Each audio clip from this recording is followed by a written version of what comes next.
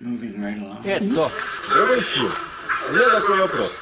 Dear Phil, here's my question. Сделал ли Хаббард что-нибудь необычное из фокусов детского характера?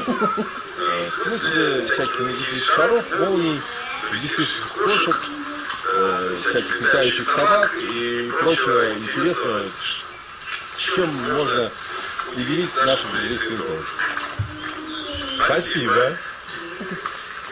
Moshe Puit, that means my God. What was he talking about? This is very similar question to the previous. He said, dear Phil, tell me please if Hubbard was presenting any focus. Focus is the same as like a miracle in the circuit. They do this focus, right? Illusion. And then he says like any strange things like light balls or flying cats or whatever, like screaming, like something strange and weird. Like did he show to public like those kind of things? Oh yeah, at night he would fly around in the sky around St. Hill Manor. You could look up and see him. He was usually with a couple of witches. No, all kidding aside, I got the question, and I don't think that was his specialty. The miracles that I saw, one of them was around sometime in 1957 at the Church of Scientology in Washington, D.C., here in the USA. Hubbard had been saying some things that the current president of the United States didn't like. And anyway, to make a long story short, one day the church was raided by United States Marshals and people from the Food and Drug Administration. And by raided, I mean they came in with search warrants and orders to arrest Hubbard and to take all the vitamin tablets that were being used to lessen the effect of radiation. And there were a whole bunch of them. They were all over the place. And at that time, I had an executive position, and these guys come into my office, and they scared the heck out of me. They want to know, where's Hubbard? We're here to arrest him and L. Ron Hubbard Jr. And who are you? I said, well, I'm Director of Administration.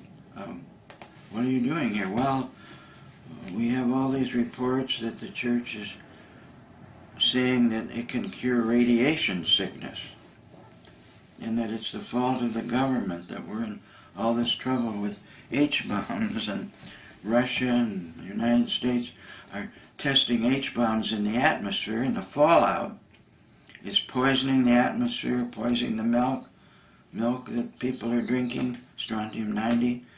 And Hubbard claims that his book all about radiation and taking these tablets called diazine will run out or lessen the effects of radiation fallout from atomic and H-bomb testing. And all the doctors and everybody say that that's nonsense. So we're here to arrest him on the charge of fraud, practicing medicine without a license. Well, I thought they were going to arrest me and take me to jail. But I was saying, well, Hubbard isn't here today, and I don't know where he is exactly. And, well, we're going to take all those books, and we're taking the vitamin tablets, and we're going to stick around here in hopes that he'll show up so that we can arrest him. So I'm sitting there like, oh, is this the United States of America? What is going on? Anyway, you know these were troubled times when the Cold War looked like it was going to be a real war, in which Russia and the United States started sending H-bombs to show how much they loved one another. Anyway, they didn't. But to make a long story short, all at once the door to my office swings open, and there's L. Ron Hubbard sports shirt, and on his arm he's got one of those big cameras, like that they used to use in newspaper work. It's a great big camera, and it has a flash bulb attachment. So he leans into my office, and while he's doing it, he's pointing the camera at these 2 or 3 guys that are in my office, just like that. And at the same time, he says, "Phil, how's it going?" And I'm like, "Okay, Ron." And while this is happening, these 3 guys are like this. Time has stopped for them. Their hands, nothing is moving.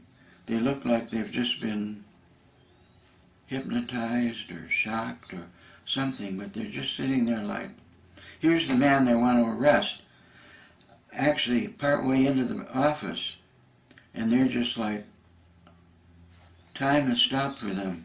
So Ron keeps pointing this camera at them, and he's talking to me, and he said, "Well, just take care of things. This will be over soon, and thank you." And he closes the door, and a few minutes later, they're talking, and they're awake again.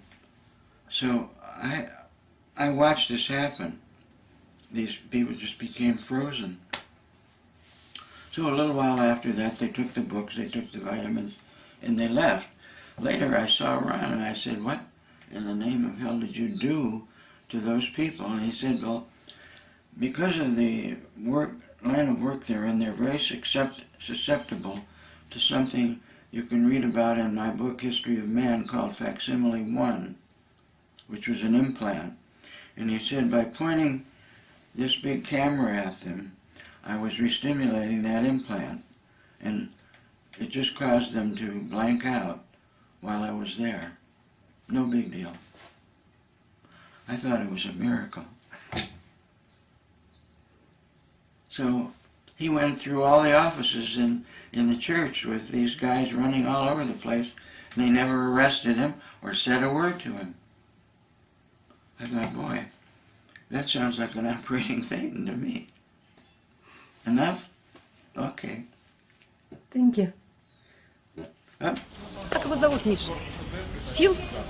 Да, Фил. Дорогой Фил. Once more. She's first asking, what's his name? And Misha said, Phil.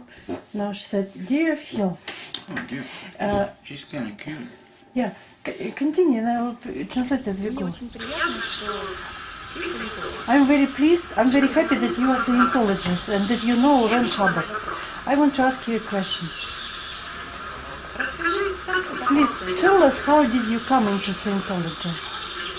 Расскажи Tell дружбе, about your деловых взаимоотношениях с Романом. friendship and businessship with Hubbard. Организации. Tell about your mission. Последний вопрос. And the last question, Расскажи несколько интересных историй из жизни. tell a few stories from life of your mission. Как его зовут, Миша? Enough? Yeah, so she asked you Oh. 3 huge questions. Well, I don't want to talk too long. I mean, these are very good questions. The first one was, how did I happen to get into Scientology? Well, just very briefly, I read a book. I went to a Dianetic group in Florida, and I got some auditing, and I got trained as a Dianetic auditor. And later, I went to Washington, D.C. and worked with Hubbard there. But the thing that got me into it mostly was I had a lot of questions and things that I wanted answers to that I could not find in other subjects. And that's how I happened to get into this movement. Okay. More? Yeah, and then she asked about your relationship with Hubbard, your friendship and businessship, something of that nature. So I guess Well, one more story, but Okay, very quickly, in 1957 I was working with Ron at the church in Washington, D.C. in 1957, 58, 59, maybe even a little into 60. And it was great working with him. A lot of very exciting things were happening. Courses, clearing procedures, getting a real look at the creative Hubbard when he was still generating wonderful ideas and wonderful ways to make those ideas work too. And then again, meeting him in courses like the briefing course, and prior to that, advanced clinical courses. And I'd say the last major course, I was back at St. Hill in 1966, spent some time, ended up buying that motorcycle and bringing it back to the United States. Anyway, he could be a very good friend, really.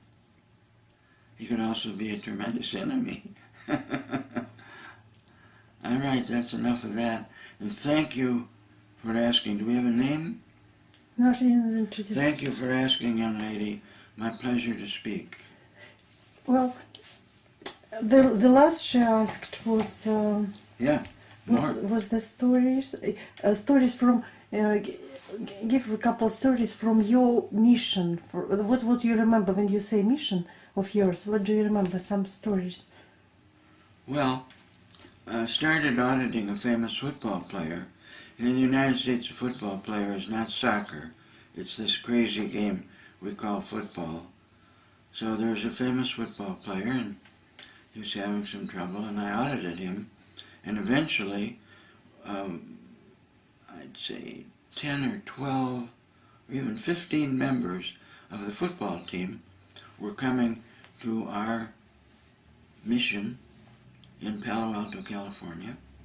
And what would be funny was they would play football on Sunday, and on Monday they would all come to the mission to get touch assists and body communication processes and have their ARC breaks handled. And the neighbors in the area would see all these giant men that weighed 320 pounds and were 6'10" and so forth. And it wasn't upsetting, it was just sort of, here was this lineup of big football players. And we'd have parties, and they would come, and we were just having a lot of fun. And the amazing thing was the football player that I worked with got so much from Dianetics and Scientology too, that in one season he went from where they were planning to get rid of him as a player to becoming the most valuable player in the football league. I was very pleased with that, and a lot of people came because of the changes that they saw in this man that were just unbelievable. Just Dianetics, stuff like that. You would expect personal miracles if you use Dianetics and Scientology, even partially well. It's even best if you use them perfectly, but even if you just use them somewhat, they'll help people. I know this to be true. Okay? What was his name? John Brody, And he wrote the book later on, right? 1969, 70. He wrote a book with the help of a ghostwriter called Open Field, if you want to read it. It's probably out of print, but you can hunt it up on the internet and find it if you want it. Okay? Okay. Whoop. I want to check if that was the last question, just to make sure that we didn't leave anybody out. Can I have her phone number? She's pretty cute. Okay. What am I asking? Я бы хотела задать вопрос, Yeah, как ты прожил свою личную жизнь, обыкновенную человеческую жизнь, и изменилась ли бы она, если бы ты не встретился с Саентологией и Хаббардом?